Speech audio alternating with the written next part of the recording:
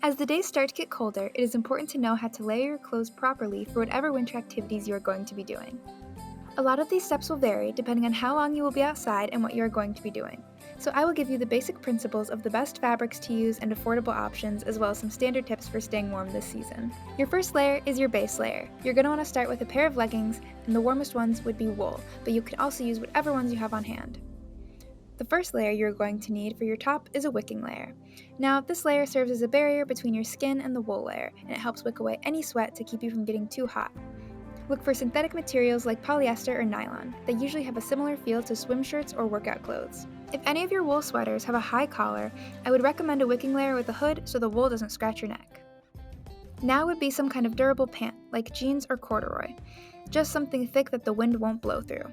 If you are going to be sledding or being in the snow, this is when you would put on your snow pants. The next layer is arguably the most important. This is your wool layer.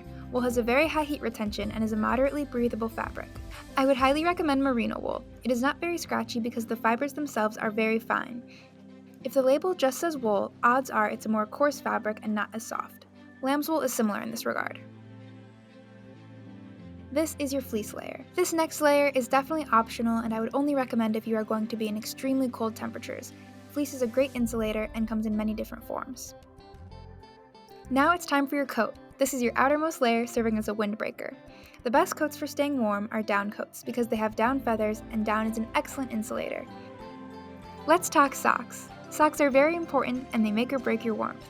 Your best bet is going to be socks made out of wool. Lastly, shoes. You're going to want to look at tall boots with waterproof sole, a snow collar, and try to look for boots with a reflective layer design to keep warmth in. Now is gloves, hats, and scarves. As long as you are keeping in mind the fabrics mentioned before, you will be in good shape. A lot of these layers you might already have at home, but if you need to buy some, here's where I get mine.